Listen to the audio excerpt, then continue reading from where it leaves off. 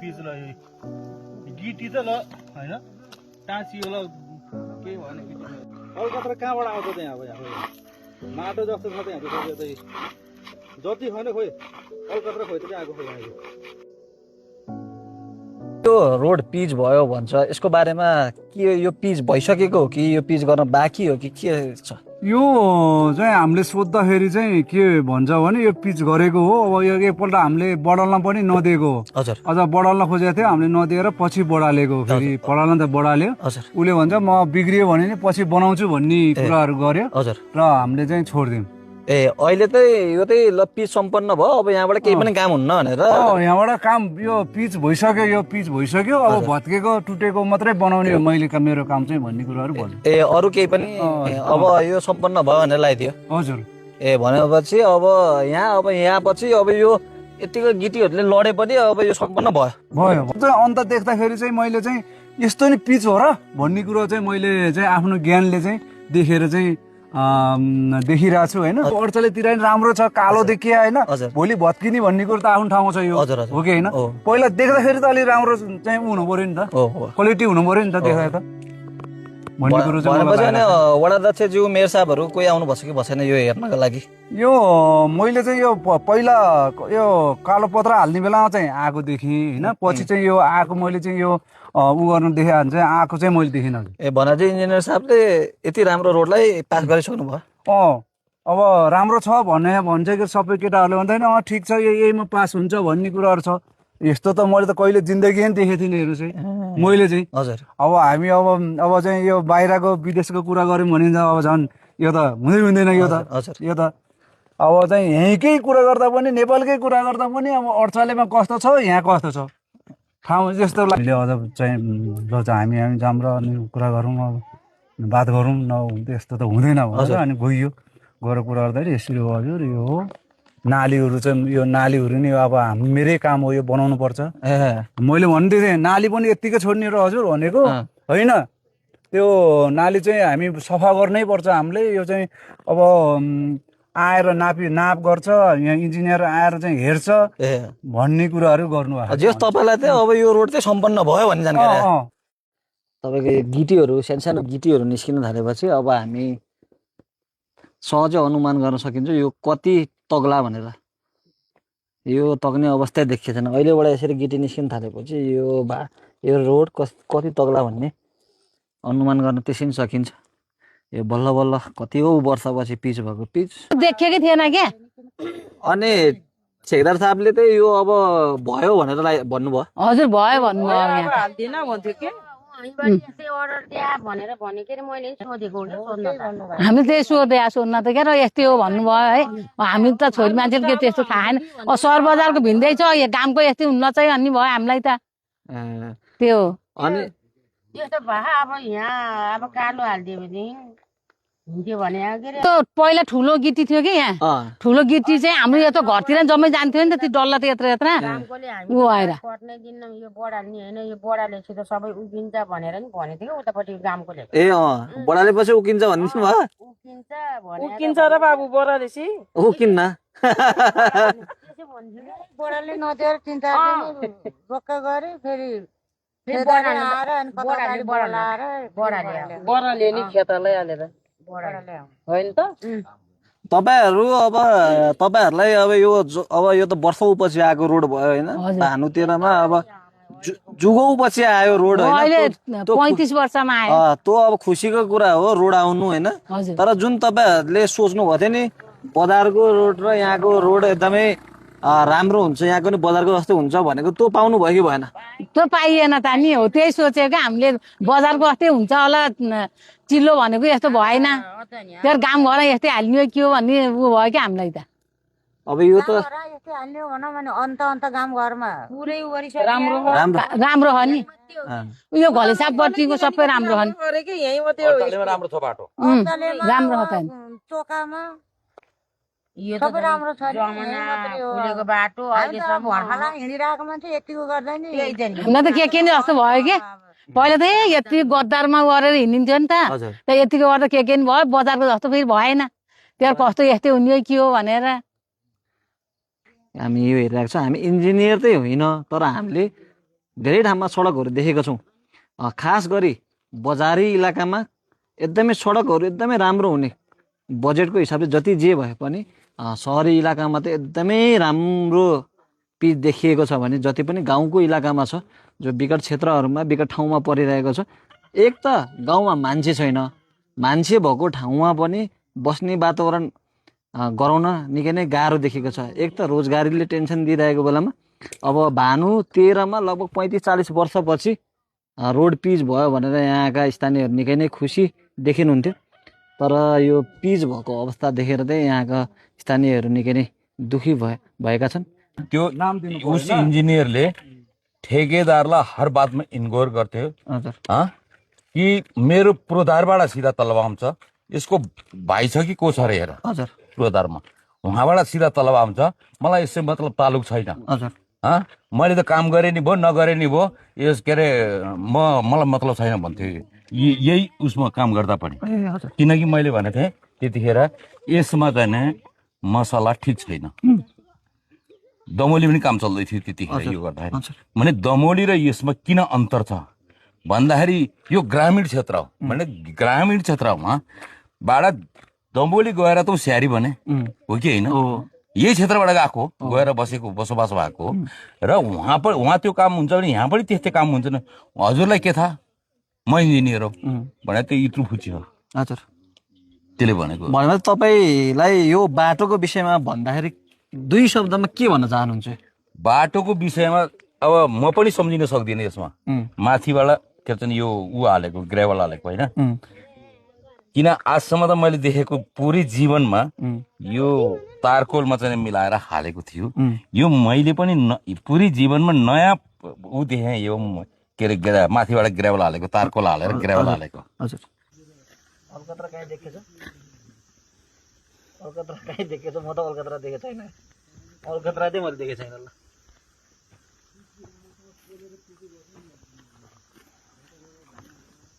हामी भानु 13का वडाध्यक्ष कृष्णबहादुर अधिकारी अङ्कलसँग हामी रहेका छौँ। अब उहाँले यो रोड सम्बन्धी के कस्तो छ, जनताको गुनासो सम्बन्धी उहाँले आफ्नो के कस्तो हो भनेर उहाँले आफ्नो धारणा यो रोड सम्बन्धी भन्नुहुन्छ। हस् अङ्कल नमस्ते। नमस्ते। यो जनसमुदाय यो भानु मार्गको चन्द्रदीदेखि ठुलढुङ्गासम्मको 10 किलोमिटर को बाटो 76 सालमा टेन्डर भएको हो। हजुर अब 76 सालदेखिको शङ्कर माली भने कन्सेसनले टेन्डर पाएदेखिको अल्पत्र परेर अहिले म यो 79 सालदेखिको यो 84 आउन लाग्यो। म जनप्रतिनिधि भएर यो वडाध्यक्ष भएदेखिको यो बाटोको बाटो हुनपर्छ र बाटो बन्नपर्छ भन्ने मेरो धारणा पनि यहाँको जनतासँग मैले बारम्बार कुरो उठाइरहेको छु। यो अहिले जब यो भैँरथानदेखि कैमी डाँडाको मोडसम्म, सालगारीको मोडसम्म यो पिचको लागि कालोपत्रे पहिला दोस्रो कट हाल्यो, पहिला ग्रेभल हाल्यो, त्यसपछि दोस्रो कट हालेर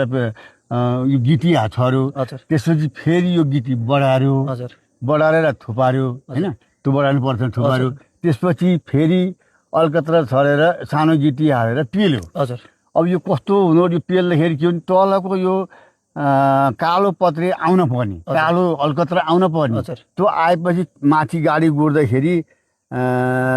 त्यो माथि देखिन्न है। गाडी जति गुरु त्यति देखिन्छ है, जति गुरु त्यति नै तातेर जमिन तात्यो। अहिले जमिन पनि तात्न पानी परे हुनाले जमिन पनि ताते होइन। म कसैको ठेदाको सपोर्ट लिने मान्छे नि होइन, म यो नभएको कुरो भएन है। जनता गुनासो यहाँ छ, के छ तिमीहरूको भनेदेखि पूर्वाधारसँग मैले सरसल्लाह गर्दाखेरि अब यो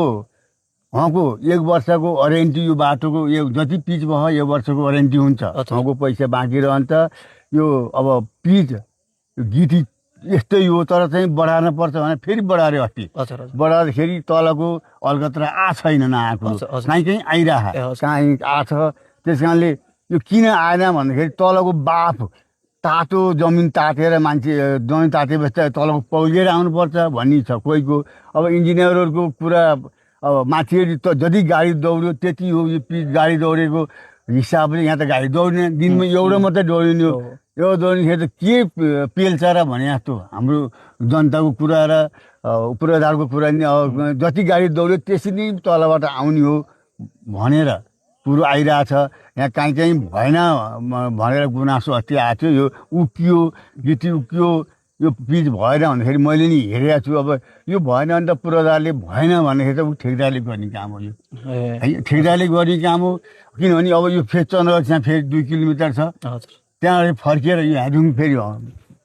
ठुल्नुवासमा पुग्नुपर्छ यो यो अहिलेको उसको नसकेको अवधिसम्मको उसले यो बाटो पिच गरेर बाटो मर्मत उसैले गर्नुपर्छ यो पैसा रोकिन्छ यो पूर्वाधारले पैसा पुरा दिँदैन किनभने यो हजुरलाई नियम थाहा होला किन जति काम सकेको आधारमा जम्मै पैसा भुक्तानी दिन्छ होइन उसको 1 वर्ष वारेन्टी हुन्छ 1 वर्ष अनिवार्य उसले बिग्री भटिएको उसैले बनाउनु पर्छ भन्ने कुरो सरकारी नियम छ त्यो होला भन्ने हामीलाई नियम छ भन्छन् है अब हामी त के जाने हामी त एउटा जनप्रतिनिधि हो इन्जिनियर पनि होइन है अब यो कति नापेर कति उनीहरूले पास गरेर आउँछन् त्यो नि हामीलाई त थाहा हुन्न त्यस कारणले चाहिँ अब जनता गुनासो म सुन्ने मान्छे हो जस्तो अब जनता गुनासो नसुन्यो भने म यो क्षेत्रको मान्छे यहीँको जनप्रतिनिधि यहीँबाट जिताएको जनताले मलाई हो जिताउनुखेरि मैले सुनाउँछु मलाई चाहिँ यो बाटो राम्रो बन्न पर्छ भन्ने धारणाको मान्छे मम र पक्की बन्न पर्छ गुणस्तर बाटो हुनुपर्छ भन्ने कुरो मेरो छ अनि कस्तो भने अब दमौली बजार लगायत अरू बजार क्षेत्रमा चाहिँ तपाईँको कालो एकदम क्लियर चिल्लोवाला देखेछ यहाँ चाहिँ तपाईँको सबै उक्केको जस्तो देखेछ होइन उहाँहरूले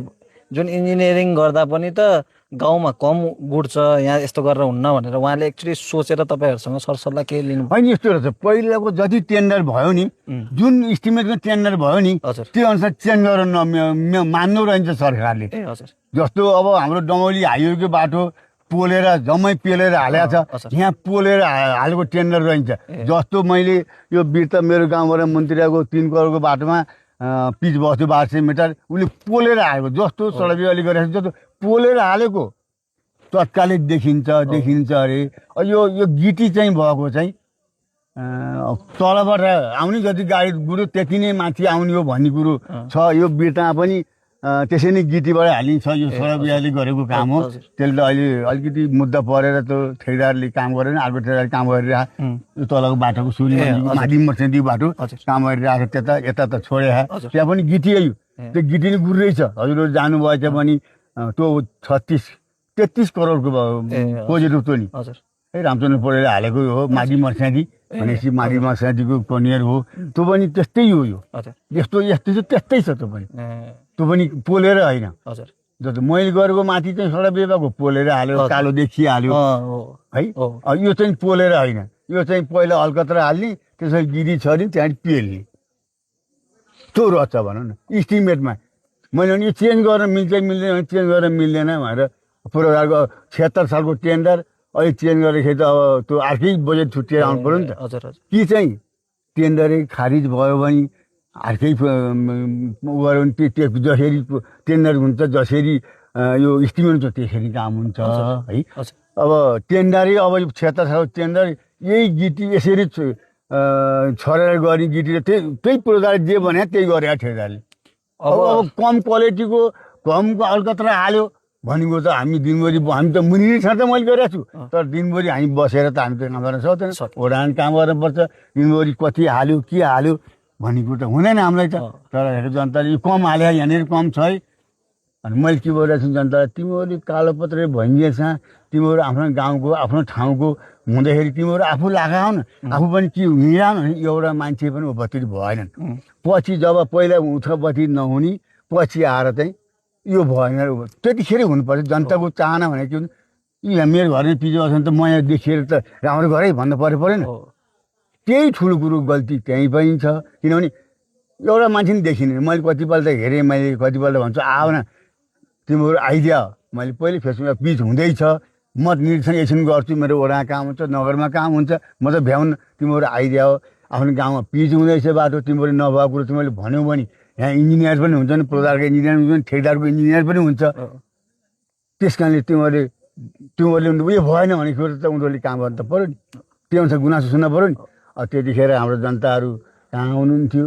के हुनुहुन्थ्यो भइसकेपछि काम गरिसकेपछि यो भएन भन्नुहुन्छ अब त्यो कुरो भएन नभएको म इन्जिनियर होइन म एउटा जनप्रतिनिधि हो मैले त भएन भन्ने हो भर्खर मात्र हामीले भानुतेराका वडाध्यक्षको कुरा सुनिसकेका छौँ र हामीले स्थानीयका पनि कुरा सुनिसकेका छौँ।